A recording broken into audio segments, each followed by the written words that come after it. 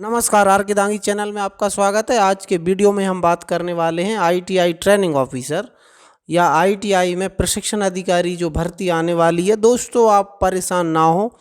Vacancy का जो schedule है वो मई में एग्ज़ाम होगा और अप्रैल में उसके फॉर्म डलना चालू होंगे। तो ये बार बार इस चीज़ को लेके आप कन्फ्यूजन में ना रहें, परेशान भी ना हो। लेकिन दोस्तों, समय कम है, तैयारी में आप लग जाएं, क्योंकि नॉलेज या आपकी मेहनत कभी भी व्यर्थ नहीं जाती है। एक ही प्रिंसिपल पे काम करें। अब मैं आपको ये बताऊंगा कि अगर आपने तैयारी स्टार्ट कर दी है या आप तैयारी करने वाले हैं। और मैंने एक चीज़ और बताई है आपको कि अगर जिन भी बच्चों ने अभी लेटेस्ट आईटीआई का रिजल्ट आया है, आईटीआई पास कर लिया है, जिस भी ट्रेड से आईटीआई पास किया है उसी ट्रेड के आप ट्रेनिंग ऑफिसर बन सकते हैं। हाँ, और अगर आपने 2 ट्रेड में आईटीआई पास किए तो आप दोनों अलग अलग ट्रेड के लिए फॉर्म भर सकते हैं और दोनों अलग अलग ट्रेड के लिए आप अप्लाई करके जिस भी ट्रेड में आपको बनना है उसके ट्रेनिंग ऑफिसर आप बन सकते हैं। लेकिन वीडियो में इसमें मैं स्टार्ट करूंगा।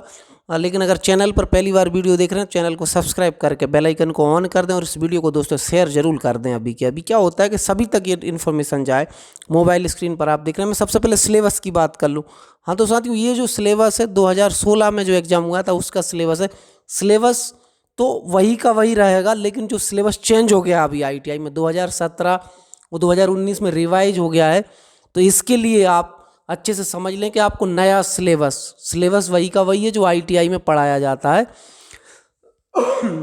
जैसा आप सबसे देखिए, computer operator and programming assistant, ये कोपा का सिलेबस है, लेकिन इसमें सेमेस्टर सिस्टम के अकॉर्डिंग सिलेबस दिया हुआ है। लेकिन 2018 से ईयरली सिस्टम आ गया है, तो ईयरली सिस्टम के अकॉर्डिंग सिलेबस में कुछ चेंजेज आए हैं। हो सकता है कुछ चेंजेज हो गए हों तो आप उसके अकॉर्डिंग ही तैयारी करें, इस सिलेबस के अकॉर्डिंग ना करें। इलेक्ट्रीशियन में भी सिलेबस चेंज हुआ है, एनएसक्यूएफ लेवल 5 चल रहा है। आपका मैकेनिकल, डीजल, फिटर, टर्नर, ये सारे बेल्डर, मेड्राइंग, इनके सिलेबस में रिवाइज किया गया है सिलेबस को। मतलब कुछ चेंजेज हैं, 10-15% चेंजेज होंगे, या हो सकता है कि इसमें ज़्यादा चेंजेज भी आया हो। तो उस सिलेबस के अकॉर्डिंग ही आप अपनी तैयारी चालू करें।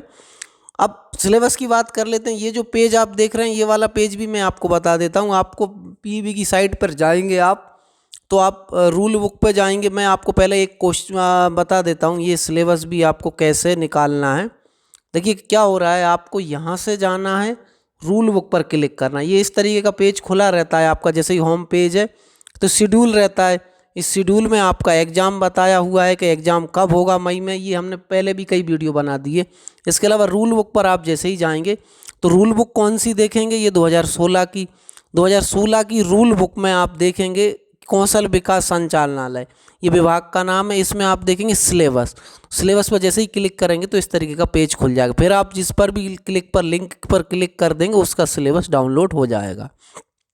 ये सारे सिलेबस जिस भी आप ट्रेड से बिलोंग करते हैं या जिस भी ट्रेड के लिए ट्रेनिंग ऑफिसर आप बनना चाहते हैं उसका सिलेबस आप यहाँ से डाउनलोड कर लें और उसके अकॉर्डिंग तैयारी कर दें। अब मैं आपको सिलेबस के साथ साथ एक चीज़ और बताऊंगा कि अभी क्या सिलेबस में कुछ चीज़ें दी हुई, जैसे मैथ साइंस आएगा, लेकिन इसमें जो पिछला 2016 का एग्जाम था सिर्फ जनरल और नॉलेज पूछा था, जी के पूछा था। तो ऐसा कुछ नहीं होता है। आप अपनी तैयारी जो सिलेबस दिया है उसके अकॉर्डिंग ही करें।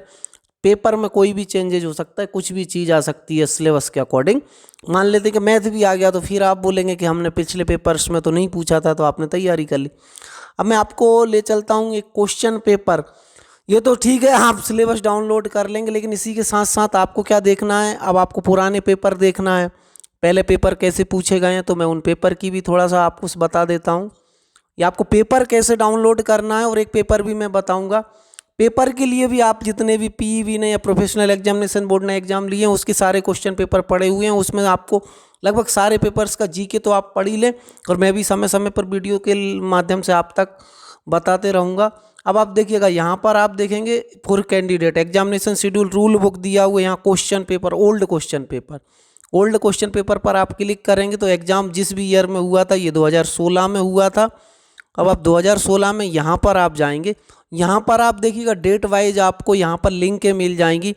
तो पहले ही पेपर अगर हम बात करें, ये पेपर आपका डाउनलोड हो जाएगा। ये पहला पेपर कोपा का है, दूसरा कोपा का, तीसरा कोपा का। इस तरीके से आप एक एक पर क्लिक करें, और इसमें जो पहले 25 क्वेश्चन है वो सभी के लिए कॉमन है।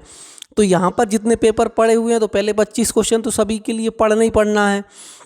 या आप अच्छे से तैयारी कर लें, और इसी से मिलते जुलते, जैसे पहले ही मैंने अगर डाउनलोड कर लूँ मैं, तो इस तरीके से पहला पेपर ये सामने आ जाएगा।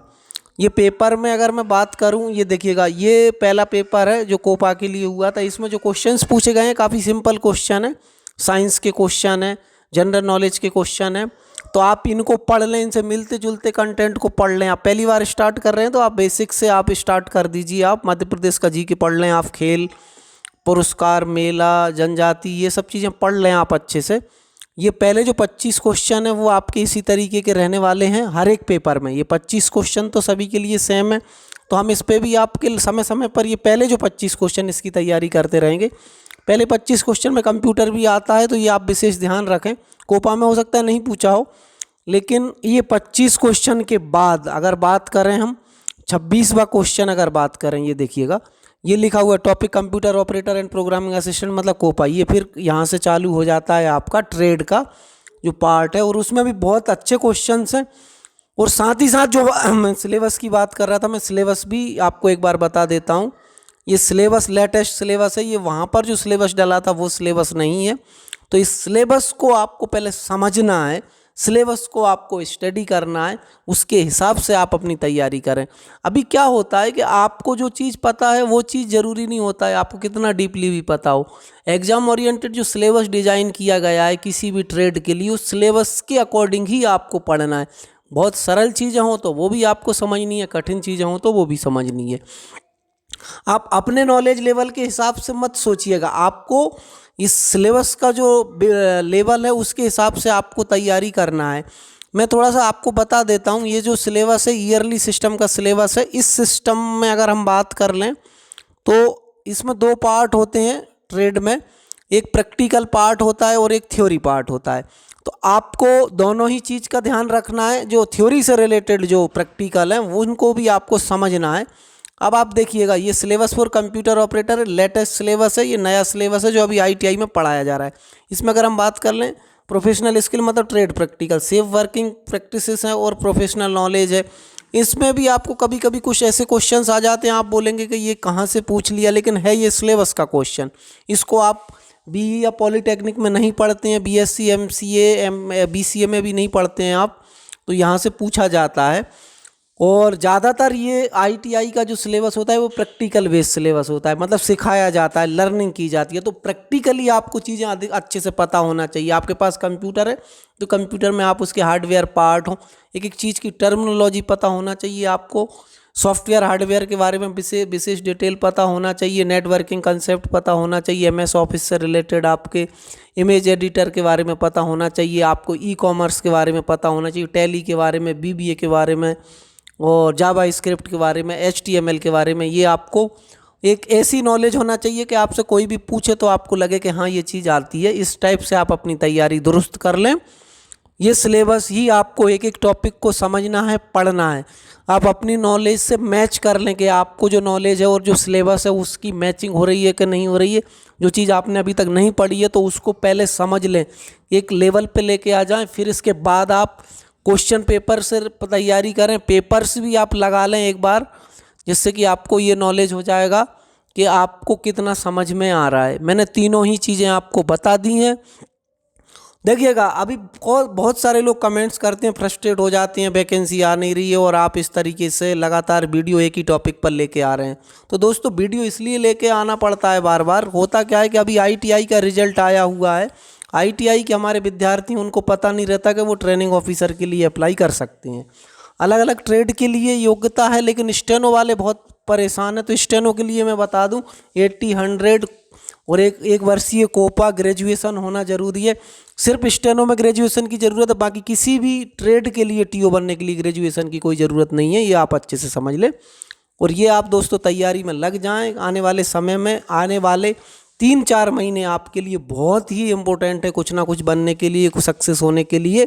तो आप हमारी यही आपसे रिक्वेस्ट है कि आप तैयारी में लग जाएं। और जो भी आपकी कुछ क्वेरीज हैं तो कमेंट्स करके ज़रूर पूछें। आर के दांगी हमारा एक टेलीग्राम चैनल भी है, वहाँ पर भी आप जुड़ सकते हैं। इंस्टाग्राम, ये सारी लिंक हमने दी हुई हैं डिस्क्रिप्शन में, तो आप वहाँ से हमसे संपर्क में जुड़ सकते हैं। और इस वीडियो को आप शेयर ज़रूर कर दें और ज़्यादा से ज़्यादा आप तैयारी पे ध्यान दें, सिलेबस के अकॉर्डिंग पढ़ाई करें। आज की वीडियो में इतना ही, फिर मिलेंगे एक नई जानकारी, नई वीडियो के साथ। तब तक के लिए बहुत बहुत धन्यवाद।